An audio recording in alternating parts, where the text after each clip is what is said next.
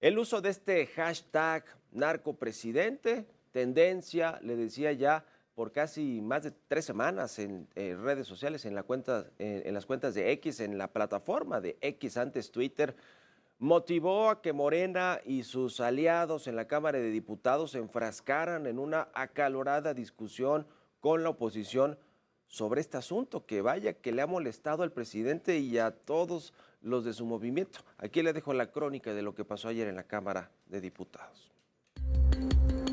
Este miércoles, la Cámara de Diputados se convirtió en el escenario perfecto para que legisladores de Morena y oposición se enfrentaran una vez más. En esta ocasión, por la supuesta campaña de desprestigio en redes sociales en contra del presidente López Obrador. Están vilmente queriendo atacar al compañero presidente López Obrador, larga vida al compañero presidente López Obrador, donde más fortaleza tiene en su honorabilidad. Le han metido millones de dólares documentados a una campaña en las redes de 200 millones de mensajes sin ningún sustento de narcopresidente y luego en un triple salto mortal narcocandidata. Esta campaña de bots, indiscutiblemente que lo hacen porque están perdidos. Quieren tener un poquito de espacio, quieren hacer ruido, quieren ver qué les toca. Bueno, les va a tocar migajas de la democracia, porque ustedes están intentando dañar al pueblo de México, a esa gran mayoría de mexicanos que en el 2018 decidió emprender un cambio verdadero y decirle a toda la población, eso sí, hacia dónde va este gran país. Los diputados de oposición también acusaron a Morena y sus aliados de utilizar bots para atacar a todo aquel que no concuerde con las ideas de la Cuarta Transformación.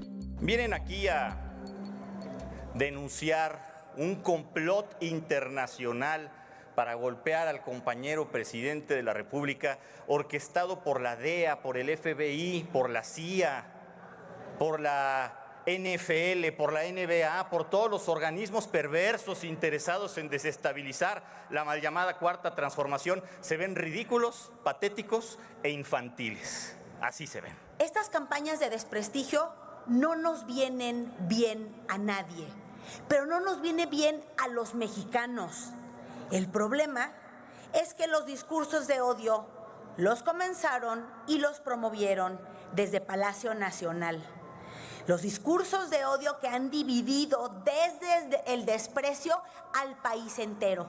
A quienes no piensan como el presidente, a quienes no piensan como los gobernantes de Morena, esos son receptores de todo tipo de injurias, calumnias y violencia.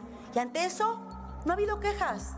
Los legisladores recordaron que en este conflicto la única víctima es el pueblo de México y no el presidente López Obrador, tal y como lo ha querido hacer ver Morena y sus aliados, por lo que reiteraron su propuesta de que se investigue el supuesto uso de bots en redes sociales. Israel Morales, Heraldo Media Group. Mientras tanto, cerca de 42 periodistas enviaron una carta al presidente López Obrador en defensa de Natalie Kitroff, la periodista del New York Times, de quien hicieron públicos sus datos personales el presidente López Obrador en su conferencia matutina del jueves 22 de febrero, tras enviarle un cuestionario a Jesús Ramírez para que tuviera su información, su respuesta sobre la investigación en torno a esto que ya le decía, el financiamiento presunto del crimen organizado a la campaña de López Obrador en el 2018. En el documento de respaldo de los periodistas, los comunicadores mostraron su preocupación ante los actos de hostigamiento por parte del presidente de la República. Pidieron derechos de réplica a la periodista Natalie Kitroff, sin que esto represente un riesgo para ella o cualquier miembro del gremio periodístico en el país o de cualquier parte del mundo. Y en medio de toda esta guerra de filtración de datos personales, el Pleno del Instituto Nacional de Transparencia, Acceso a la Información y Protección de Datos Personales, el INAI, inició una investigación de oficio tras la filtración de los números de algunos actores políticos, entre los que están las candidatas presidenciales Claudia Sheinbaum y Xóchitl Gálvez. El INAI también llamó a la población a mantener la prudencia, pues a decir del instituto, la difusión de esta información podría derivar en algún tipo de actividad ilícita. en contra de las personas involucradas y sus propias familias.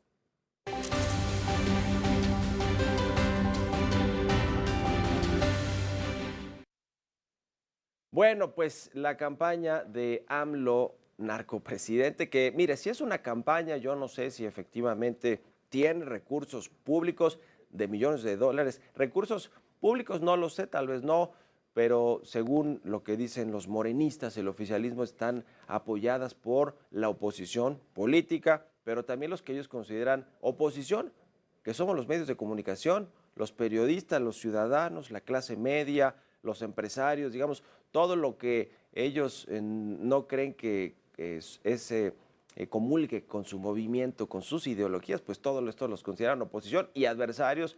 Y aunque diga el presidente del observador que él no tiene enemigos, los considera enemigos. No hay de otra y por lo tanto quiere hacer los enemigos del pueblo. En fin, si es una campaña que está pagada, que tiene buena parte de recursos metidos para generar estas tendencias, ya lo veremos. Y debería Gerardo Fernández Noroña y todos los morenistas que salen a defender a ultranza, muy vocales en el INE, en la Cámara de Diputados, estas campañas ilegales que no deberían de ser, o campañas negras, sucias, pues que salgan con los datos puntuales de dónde, de quién las pagó, de cómo se financiaron estas campañas, porque si no, de pura voz, de pura saliva, no parece que eso vaya a generar algún impacto. Lo que sí es que siguen las tendencias, le decía, de más de 3 semanas consecutivas, todos los días está esta tendencia del hashtag narcopresidente en las cuentas de X, en la plataforma de X, Twitter, como todavía la conocen algunos. Lo cierto es que pues esto tiene muy enojado al presidente. ¿Por qué? Porque aun cuando no haya recibido el financiamiento, que es algo que no se ha aprobado, también hay que decirlo, financiamiento ilegal de narcotráfico en sus campañas desde el 2006 hasta el 2018, hoy la situación de violencia y de inseguridad que azota a la mayoría de los estados de la República, y no se diga algunos municipios en particular, como los de Zacatecas, por poner un ejemplo, o los de Guerrero, o los de Michoacán, o los de Sonora, o los de Guanajuato, por mencionar algunos de los estados que tienen más problemas de incidencia delictiva, de crimen organizado, de violencia política, de secuestros, de asesinatos, en fin, todos esos delitos. Estos estados son de alguna manera los que están en los primeros lugares de forma muy lamentable en estos tipos de delitos, pero bueno, allí la gente sale a las calles con miedo, con temor a que los vayan a secuestrar, a que el crimen organizado vaya a extorsionarlos, a pedirles derecho de piso, a incendiar sus negocios. Es decir, que más allá de si es verdad o no el financiamiento ilegal a una campaña presidencial, la gente sale a la calle y dice, esto está más inseguro que antes, hay más violencia, hay más control del narcotráfico, de las actividades, pues ya no solo, digamos, políticas y de gobierno, de administración pública en estos estados, sino en las actividades productivas, en los negocios, en los comercios, en los restaurantes, en los bares, en todos los centros de públicos y privados, está metido el narcotráfico. Entonces, la gente de alguna manera relaciona eso. Bueno, hay un hashtag, una tendencia, se habla mucho de que el narco está metido en el gobierno, estuvo metido en las elecciones, está financiando las campañas, pues a mí me suena como que sí, porque hoy me siento más inseguro y salgo a la calle y veo el control que tiene el crimen organizado de prácticamente todas las actividades. Entonces, eso es lo que le preocupa finalmente al presidente López Obrador. Le preocupa que estas tendencias que la gente percibe efectivamente en las calles, en sus ciudades, en sus localidades, en sus colonias, pues que le terminen afectando en la elección del próximo 2 de junio. Esa es únicamente la preocupación del presidente López Obrador, que solo tiene espacio para pensar en términos políticos electorales. Y ahora está culpando ya no solo aquí a los conservadores, a los neoliberales, a los medios, a la oposición, a los empresarios, a las clases medias, a los que viven en la Colonia del Valle, en la Benito Juárez, a los panistas de la Ciudad de México, que se está, dijo, empanizando, una palabra así utilizó, derechizando la sociedad capitalina. Algo debe de saber con las encuestas que le entregan al presidente para que haya dicho eso. Pero más allá de esos, ahora acusa a Estados Unidos y a Canadá prácticamente de que ellos están influyendo de alguna manera, o por lo menos dejando que sucedan las tendencias en las redes sociales en su contra, y amenaza con no ir a esta cumbre de líderes de Norteamérica.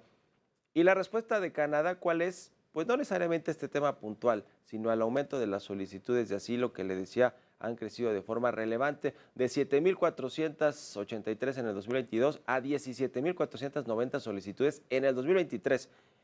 Por esto, la reacción de Canadá, de su primer ministro, y la reacción diplomática es volver a imponerle las visas a los mexicanos para llegar a su país. Así que otro tema, sin duda alguna, otro frente abierto en materia exterior, de política exterior del presidente López Obrador. Y vamos a ver cómo reacciona, pero como anda montado en cólera el presidente López Obrador, seguramente no va a reaccionar de la mejor manera. Ya le estaremos reportando lo que dice en su conferencia matutina en unos minutos más.